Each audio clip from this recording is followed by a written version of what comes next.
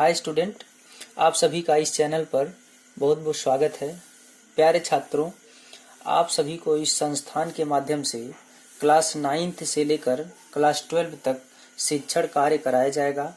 आप सभी लोग घर बैठे ही अपना अध्ययन जारी रख सकते हैं। उम्मीद करते हैं आप सभी लोग हमारी बातों को समझ गए होंगे। इस संस्थान के सभी अध्यापकों द्वारा आपको कुशल मार्गदर्शन प्राप्त होगा। आज हम लोग फिजिक्स क्लास 12 का अध्ययन करेंगे। हम लोग बात करेंगे वैद्युत आवेश की। वैद्युत आवेश, इसकी चर्चा हम लोग करेंगे। इलेक्ट्रिक चार्ज, फिजिक्स में हम लोग पहला चैप्टर पढ़ रहे हैं, कूलाम का नियम और वैद्युत क्षेत्र। इसमें पहला टॉपिक आपका आता है वैद्युत आवेश यानी इलेक्ट्रिक चार्ज। देखिए, लगभग 2500 वर्ष पहले एक प्रसिद्ध यूनानी दर्शक हुआ करते थे जिसका नाम था थेल्स। जब इन्होंने अंबर नामक पदार्थ को ऊन से रगड़ा तो उसमें हल्की वस्तुओं जैसे कांच के टुकड़े हो गए, तिनके हो गए इत्यादि को अपनी ओर आकर्षित करने का गुण आ गया। परंतु 2000 वर्षों तक इस बात को कोई महत्व नहीं दिया गया था। लेकिन सन 1600 ईस्वी में एक इंग्लैंड के डॉक्टर गिलबर्ट ने, ये डॉक्टर गिलबर्ट कहाँ के थे प्यारे छात्रों? ये इंग्लैंड के थे। हालांकि ये इतिहास जानने की जरूरत नहीं है, ये इंग्लैंड के थे।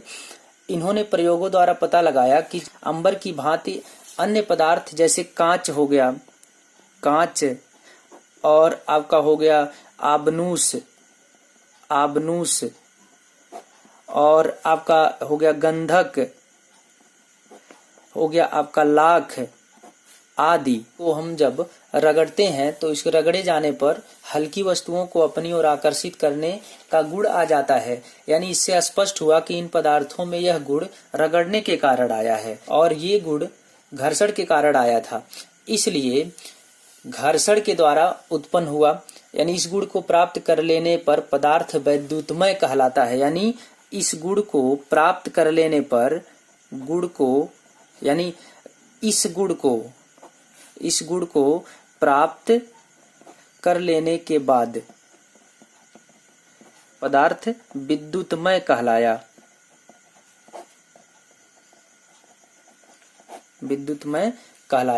तथा वह कारण जिससे उसमें यह गुण उत्पन्न होता है उसको हम वैद्युत कहते हैं। यानी जिस कारण से वो पदार्थ वैद्युतमय हुआ है उसके गुण को हम लोग क्या कहते हैं? वैद्युत कहते हैं। यानी ये जो है वैद्युत कहलाता है। तो डिटेल में हम लोग चर्चा करेंगे।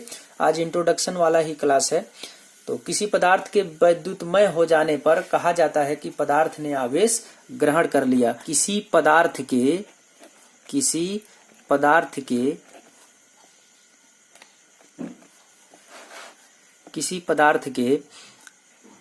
वैद्युतमय हो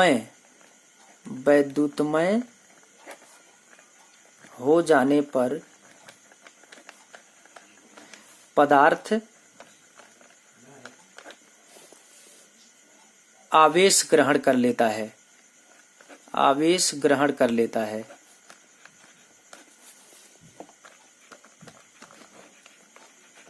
याद रखेंगे कि किसी पदार्थ के वैद्युतमय हो जाने पर पदार्थ आवेश ग्रहण कर लेता है, ये अक्सर कहा जाता है।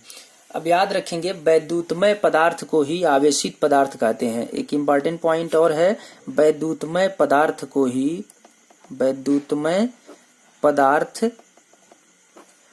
ही आवेशित पदार्थ कहते हैं। ये याद रखिएगा। आवेश दो प्रकार के होते हैं और कौन कौन से आवेश होते हैं? तो इसमें एक होता है आपका धन आवेश और दूसरा होता है ऋण आवेश। धन आवेश और ऋण आवेश, दो प्रकार के आवेश होते हैं। अब इन दोनों प्रकार के आवेश के बारे में हम लोग जानेंगे। किसी पदार्थ में इलेक्ट्रॉन, प्रोटॉन और न्यूट्रॉन होते हैं। तो किसी पदार्थ में इलेक्ट्रॉनों की कमी हो जाती है तो वह पदार्थ धनावेशित पदार्थ बन जाता है। धनावेशित पदार्थ बन जाता है। और याद रखेंगे, किसी पदार्थ में इलेक्ट्रॉनों की अधिकता हो जाती है। इलेक्ट्रॉनों की अधिकता हो जाती है तो वह पदार्थ ऋणावेशित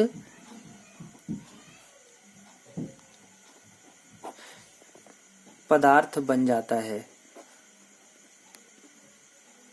ये याद रखिएगा। यानी कहने का मतलब ये हुआ कि किसी पदार्थ में जब इलेक्ट्रॉनों की कमी हो जाती है तो वह पदार्थ धनावेशित पदार्थ बन जाता है, और किसी पदार्थ में इलेक्ट्रॉनों की अधिकता हो जाती है तो वह पदार्थ ऋणावेशित पदार्थ बन जाता है।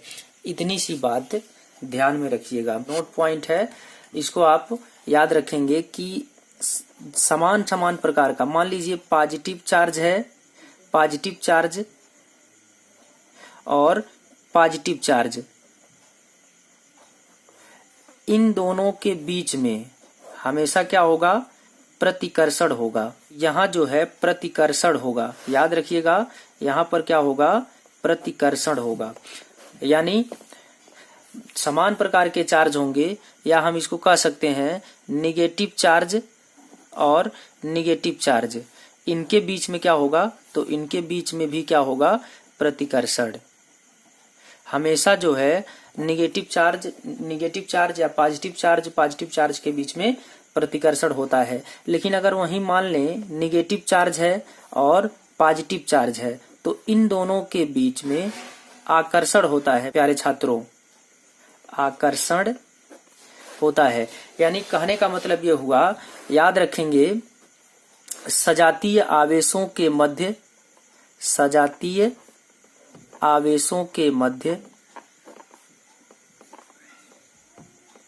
सदैव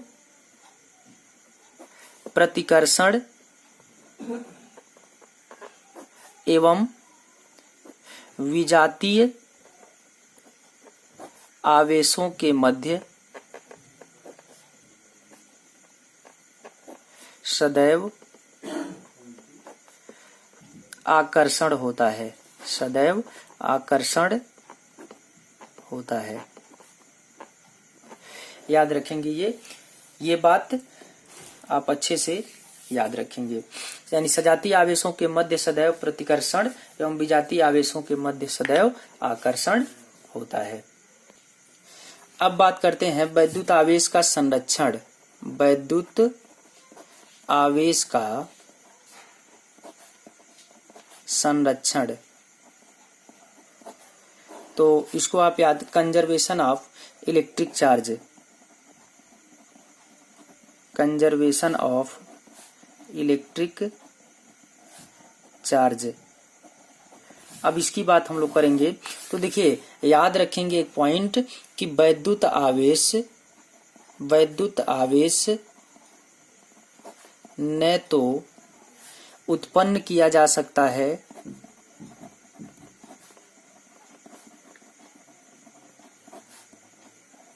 और न ही नष्ट किया जा सकता है।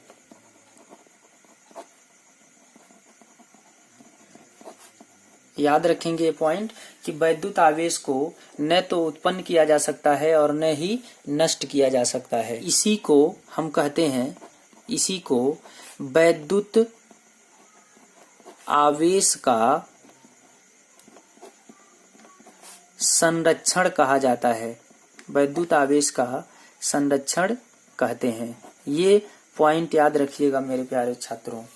तो इसी को हम लोग वैद्युत आवेश का संरक्षण बोलते हैं। अब देखिए वैद्युत आवेश का मात्रक क्या होता है। अब इसके मात्रक की अगर हम बात कर लें, वैद्युत आवेश का मात्रक, वैद्युत आवेश का मात्रक, तो इसका मात्रक MKSA पद्धति में, MKSA पद्धति में इसका मात्रक होता है ampere second, ampere second, ampere second, यानी एम्पियर सेकंड। और इसी को हम लोग जो है कूलाम कहते हैं। याद रखेंगे, इसका मात्रक होता है एम्पियर सेकंड यानी कूलाम। अब अगर बात करें हम लोग वैद्युत धारा की, तो क्योंकि इस यहाँ चर्चा किया जाएगा वैद्युत धारा बराबर, चूंकि वैद्युत धारा बराबर वैद्युत आवेश, वैद्युत आवेश बटे समय, यानी अगर बात करें I बराबर Q/T, या आवेश को हम Q से प्रदर्शित करते हैं, यानी यहाँ जो है आवेश क्या है, Q है, तो Q बराबर हो जाएगा I × T। अब I का एम्पियर, धारा का एम्पियर होता है और समय का सेकंड होता है, तो एम्पियर सेकंड इसका मात्रक हो जाएगा, कूलाम इसका मात्रक होगा। ये याद रखिएगा। तो एक कूलाम की बात करें तो यदि किसी चालक में 1 एम्पियर की वैद्युत धारा 1 सेकंड तक प्रवाहित हो तो उस चालक से गुजरने वाले आवेश की मात्रा 1 कूलाम होगी। याद रखिएगा ये पॉइंट। अब इलेक्ट्रॉनों पर आवेश देख लेते हैं। इलेक्ट्रॉन पर आवेश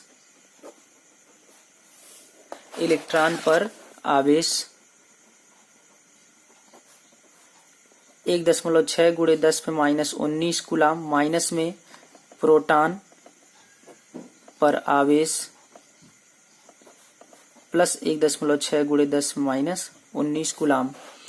और अल्फा कण पर आवेश ये होता है 2 इलेक्ट्रॉन के चार्ज के बराबर, यानी 3.2 पॉजिटिव होगा, 3.2 × 10⁻19 कूलाम के बराबर ये आवेश होता है। ये याद रखिएगा। तो स्टूडेंट, आपको ये क्लास कैसा लग रहा है कमेंट बॉक्स में कमेंट करके जरूर बताइएगा। और आप सभी पढ़ते रहें, मस्त रहें, और आपके गुरुजनों का सहयोग और आशीर्वाद सदा आपके साथ है। तो आज इंट्रोडक्शन वाला क्लास था। अब यहीं से कूलाम का नियम आगे पढ़ाएंगे और भी क्लासेस जल्दी शुरू हो जाएंगी। तो आप लोग निराश मत होइए, सभी गुरुजन आपके साथ हैं। आपको निराश होने की जरूरत नहीं है, आपकी पढ़ाई ब्रेक नहीं होगी। अभी तो वीडियो को 15 मिनट से ज़्यादा नहीं किया जा सकता, क्योंकि रिस्ट्रिक्शन है। यूट्यूब पर 15 मिनट से ज़्यादा वीडियो अपलोड नहीं किया जा सकता। तो 100 लोग जितनी जल्दी से हो जाएंगे उतना ही जल्दी हम लोग 15 मिनट से ज़्यादा वीडियो अपलोड कर पाएंगे, 1 घंटा आधे घंटे की वीडियो अपलोड कर पाएंगे। तो आप लोग जल्दी से जल्दी 100 लोगों को जोड़ दीजिए, ताकि आपको सुचारू रूप से क्लास चालू हो जाए। तो चलिए मिलते हैं अगले वीडियो में। बहुत बहुत आशीर्वाद।